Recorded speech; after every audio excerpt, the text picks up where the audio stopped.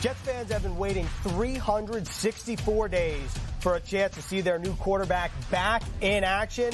The wait is over. Aaron Rodgers and the Jets set to kick off their season in San Francisco against the NFC champion 49ers. Thanks for tuning in to Pregame Central, presented by the U.S. Virgin Islands. Quincy Enunwa, Eric Allen, Ethan Greenberg here in studio in Florham Park. There are so many storylines around this game, including breaking news that Christian McCaffrey is not playing for the 49ers, but no storyline bigger than the return of number 8, Aaron Rodgers. Aaron Rodgers expects greatness in his return to action. Last year, we were cheated from watching Rodgers lead this team. 4 snaps going down with the Achilles tendon tear against the Buffalo Bills, but he had a tremendous training camp.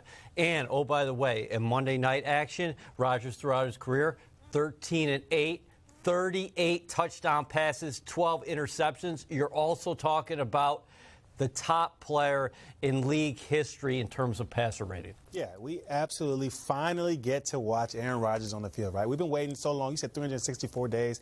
I mean, I feel like it's been even longer than that. It's been years, it feels like, right? And now we get the opportunity to see what can Aaron Rodgers do with this offense. And he's got a new-look offensive line, so he's got some guys out there to protect him so that this doesn't happen again. I'm excited to see because we were watching training camp, and this guy was throwing darts all over the field. So today is going to be a great game. Look, the 2020 and 2021 stats for Aaron Rodgers, the MVP years, look a little different than the 2022 stats.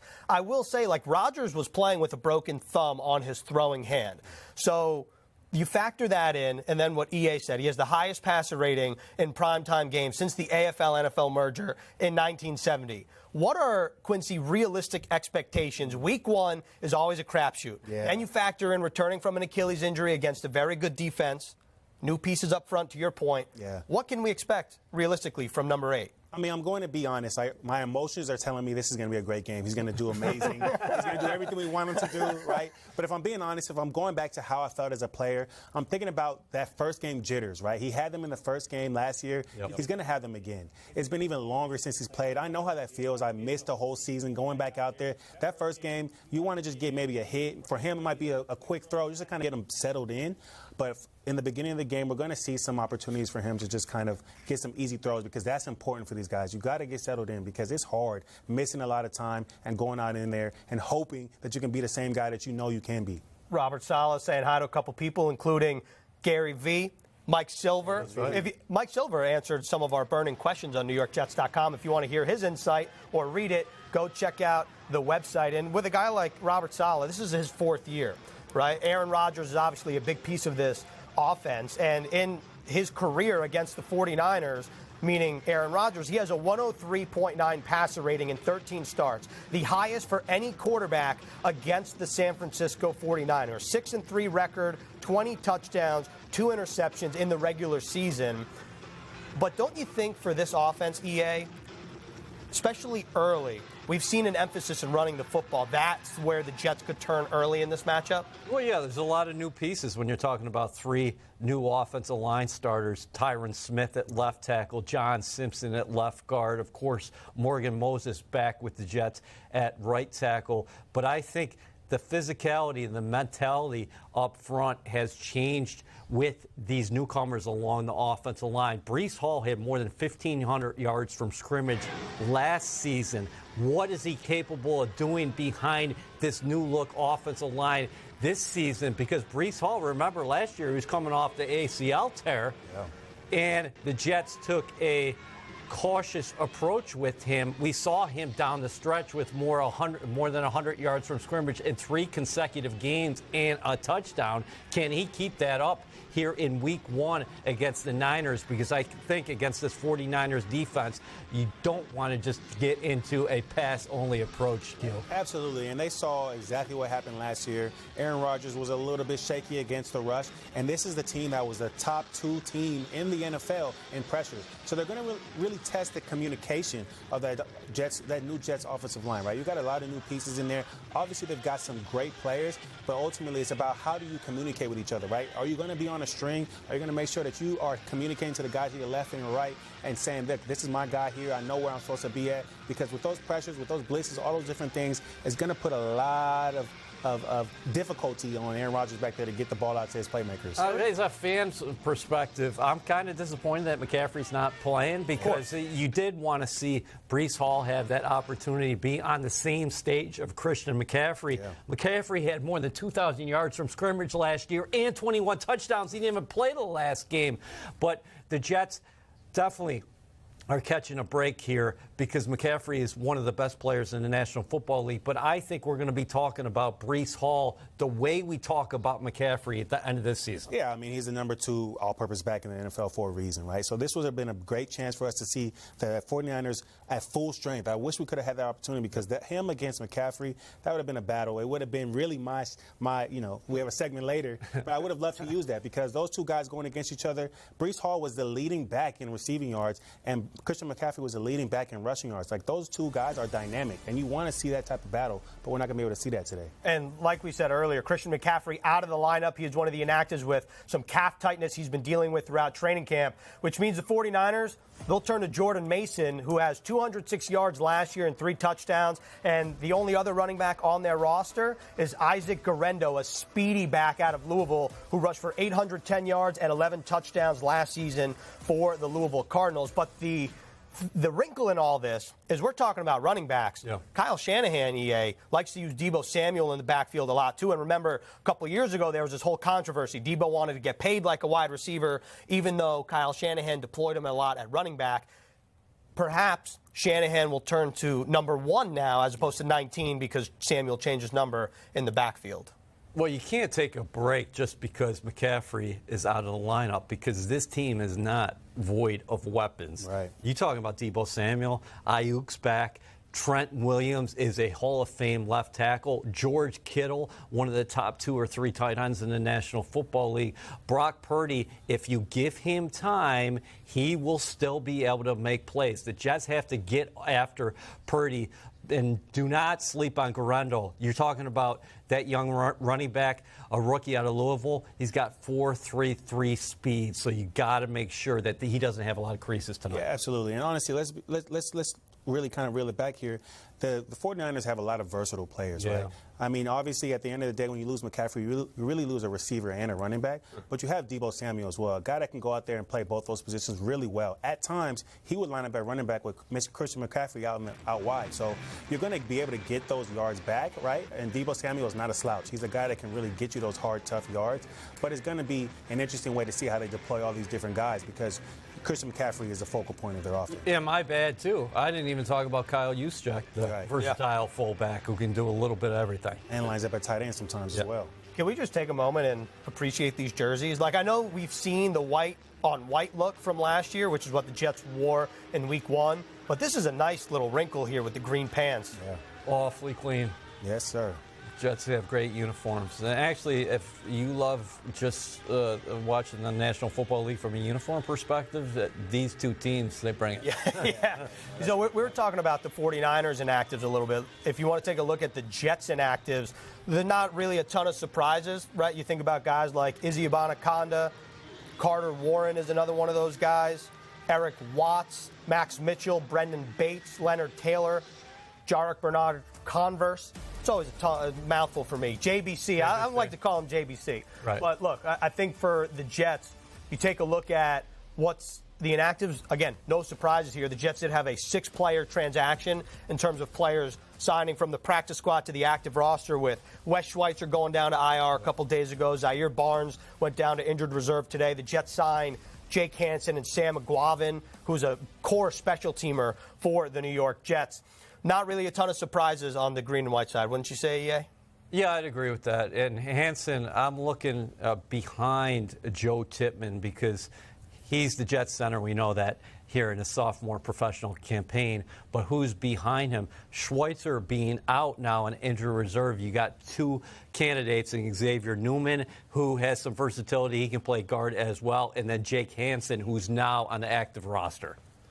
Yeah, a lot of those guys were depth guys. We knew they would be depth guys. So in the beginning of the season, it's great to see that none of their starters are out there. And a key point here, too, is your rookie tackle, selected number 11 overall, Olu Fashanu. He is the swing tackle. Both Mitchell and Carter Warren out of the lineup tonight. I know that we were taking a look at the 49ers inactives earlier, but let's just take a moment to see the Jets offensive line led by number 8 run out to the field here in Santa Clara, California. I know I said it earlier, like Jets fans have been waiting 364 days to see what this looks like with all the pieces up front. Not to mention, wouldn't you say that this Jets team right now is more equipped to win football games than this time last year, given the status specifically of the offensive line, Quincy? Absolutely. I mean, this offensive line, they've got a Hall of Famer at the left tackle position, right? They brought in John Simpson. They brought back Morgan Moses, right? And there's a lot of, like, Morgan Moses and John Simpson both played together, right? Then Morgan Moses and AVT had played together before as well. So you've got some guys that can communicate well. They know each other. So that brings in that camaraderie. I talked about it earlier, right? You want to have some continuity. You want to be able to communicate well. And when you know each other that specifically, then it's always going to be helpful for your season. Here's the difference in the 2024 New York Jets. For a while, we've been talking about this team having a very good to an elite defense, a very good to an elite special teams. Well, finally, you have a chance to have complementary phases because this offense, it might take them some time early, Quincy, and I actually want to get your thoughts on this because you do have a lot of new pieces here, but this offense does have an opportunity to be explosive.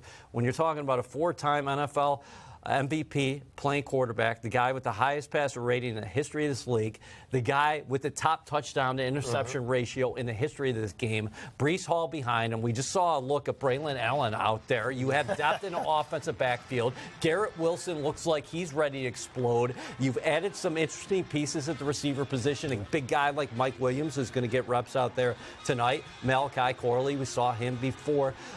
He could be an interesting chess piece for you. So there's a lot of good pieces here. And why the Jets, people are so bullish on them heading into this season is they finally look like they could have an offense that's going to match what they've been doing on defense and on special teams. Absolutely. Complementary football. We talk about it every post-game, pre-game. That's the most important thing in this game. And you talked about Mike Williams. I really want to see what he does. Yeah, right? me too. We didn't get a chance to see him all offseason.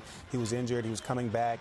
I want to see how they kind of implement him into this game, right? Because he's a piece that they've never had before, right? They haven't had him in the past few years, a guy that can really go up and get the ball. So that dynamic with Garrett Wilson on the other side, you got Conklin at tight end, you got Breece Hall. I mean, a wealth of riches for Aaron Rodgers at quarterback, right? Guys that he can get the ball to and they can make a whole lot of plays. So it's going to be interesting to see, and I'm excited to see Mike Williams, most importantly for myself. And we're watching Aaron warm up right now. The biggest thing that you wanted to see from him this summer is, he's got the arm. He's got a legendary arm, and Robert Saleh correctly said he looks like he's a 30-year-old out there. But what was his movement like? And Quincy, you watch so many practices out there throughout camp. Is he passed a number of those hurdles in camp? Yeah, definitely. But I think he's mentioned himself. He wanted to at least get hit one time. He mentioned it specifically, Tack McKinley maybe taking him out one time out in practice. Yeah, why do you single Tack out? I know, right? I don't know. Well, to be honest with you, just kind of go off a little bit. Man, he has a lot of energy. He's out there. He's constantly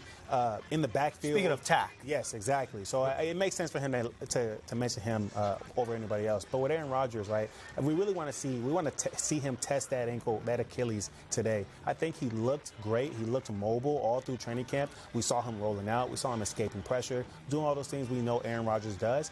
But it's going to be the real test today, especially against this 49ers defense. You're talking about guys that, again, they bring pressure. They bring heat, right? So you got to make sure that you're keeping that guy upright. You're watching Pregame Central presented by the U.S. Virgin Islands. The Jets and the 49ers set to kick off in less than an hour, led by none other than number 8, Aaron Rodgers. And the Jets are in Santa Clara. But if you want to see the Jets play at MetLife, that's in 2 weeks. And you got to act fast because right now is your last chance to secure Jets season tickets. You can catch every big matchup at MetLife Stadium with the best pricing and exclusive benefits. Call or text 1-800-469-5387 or visit nyjets.com/tickets. If you're just joining us now, not only is the big news the Jets kicking off their season, but the big news for tonight's game that Christian McCaffrey, the 49ers running back, the leader in scrimmage yards, who went over 2,000 scrimmage yards last season, is not going to play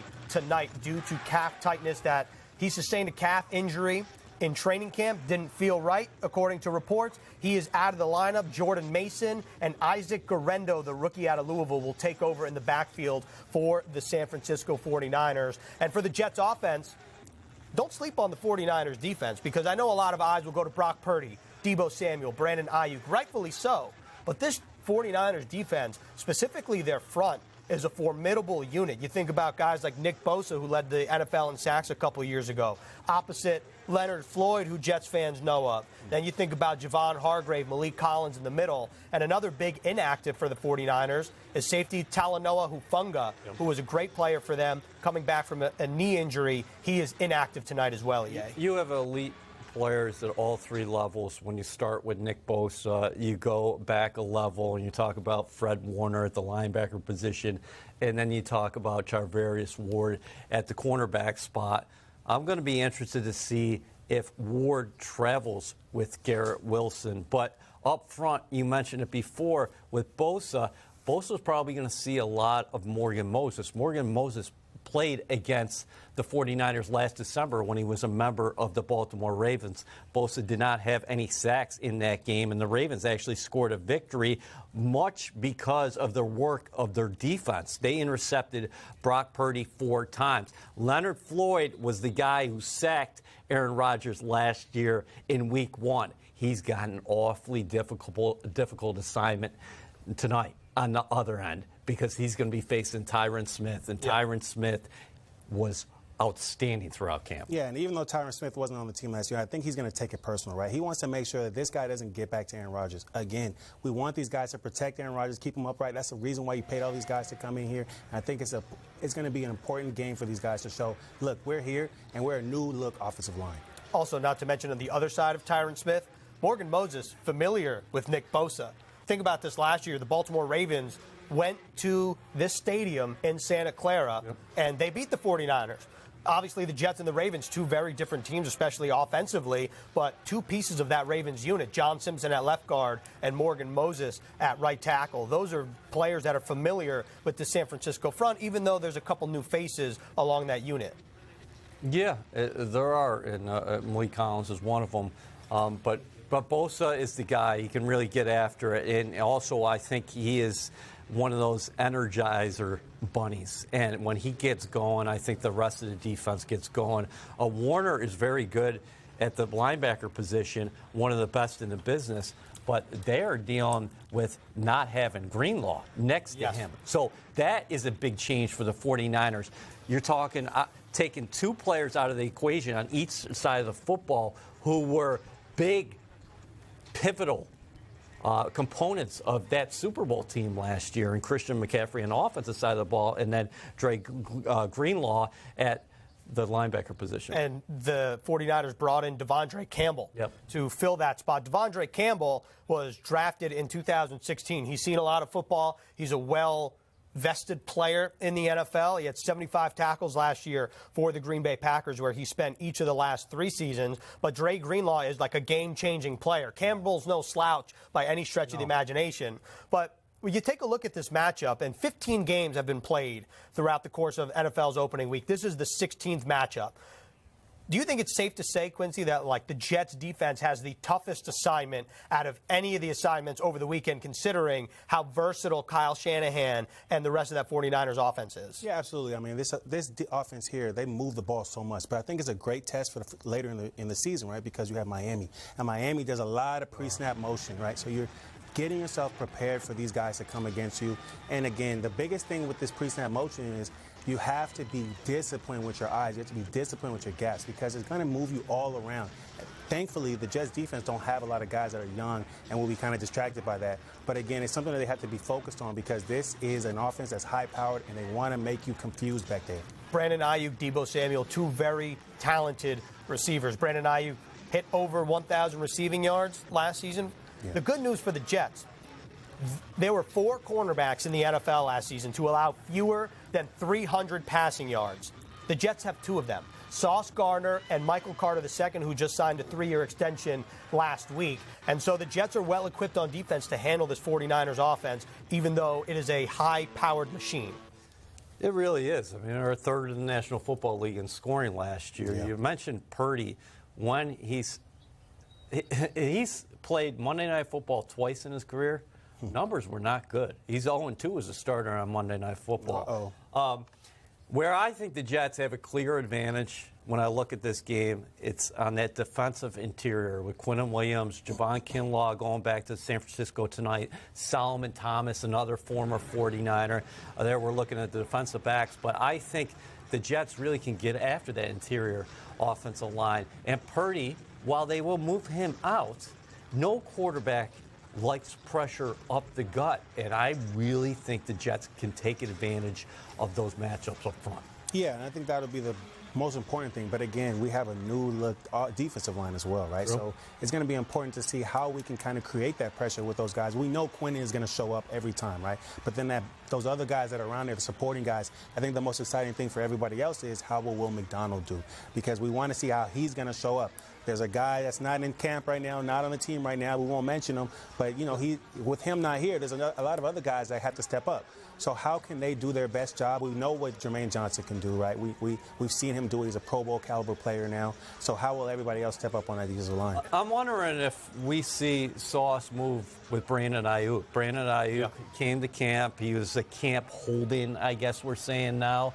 Obviously, he signed his contract, and he'll be ready to go. And then maybe the matchup is DJ Reed with the Debo.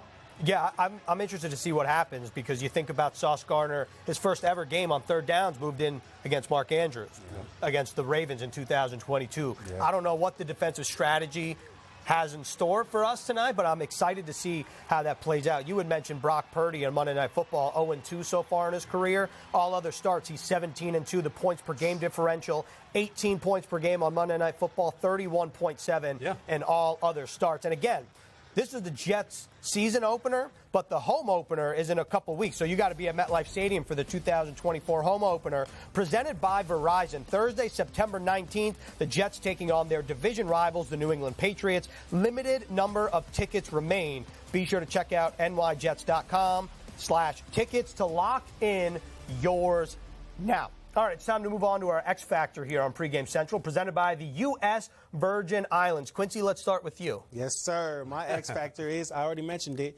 the Jets' defensive eye discipline, right? Why is that? Because, again, this is one of the top 5 teams in pre-snap motion. Now, the hardest thing with pre-snap motion, I don't even want to use my words to explain it. I'll give you guys kind of like a visual, right? So we've all seen the distracted boyfriend meme, right? Where he's holding on to his girlfriend, and he's looking back. That's what 49ers want to do to the Jets defense. They want to make these guys looking back and not paying attention to the ball that's right here. So that's the biggest thing. It's hard for these guys, especially young guys. You start looking all over the place. You don't know what you're supposed to do. That pre-snap motion can make it really difficult. It also stretches zones. Now it makes it easy for Purdy because he sees that zone stretch out. He sees a guy come back in that zone. He can toss it there. When it's man, okay, look, I'm moving this guy around. I know it's man. It makes it easier for me to make my reads. So the defense has to be sharp.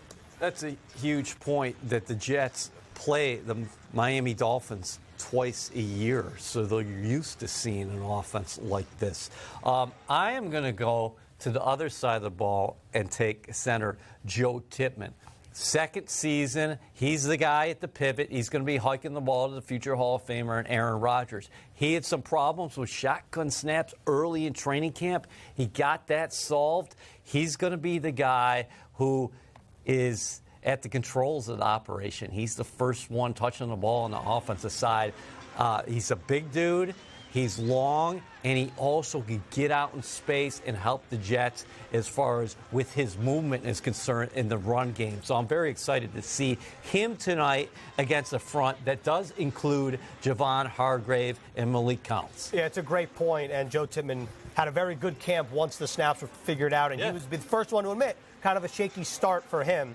So for me, I'm going in a direction where we haven't really talked about this guy, it feels like, throughout training camp. That's tight end Tyler Conklin. Yeah. And it really feels like we've been sleeping on him. He had a career year last year with 4 different quarterbacks throwing the football to him. You think about 61 receptions, that ties a career high. He had a career high in receiving yards. And here's food for thought. And I'm not saying Tyler Conklin is either of these players I'm about to mention.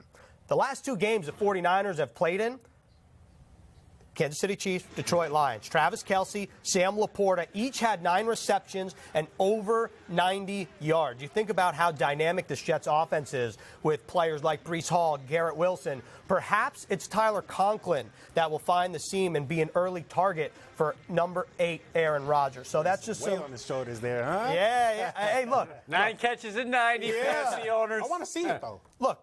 EA talked about Drake Greenlaw being out of the lineup. If Fred Warner matches up against Breece Hall, potentially that could leave Tyler Conklin, Devondre Campbell. It's just something to think about. And by the way, if you're watching this and you're thinking X Factor, we're going one level deeper. It's not just it's not the A-listers. We're trying to get next level here on Pregame Central. Yes, and let's actually go out to California to check in with Caroline for her X Factor.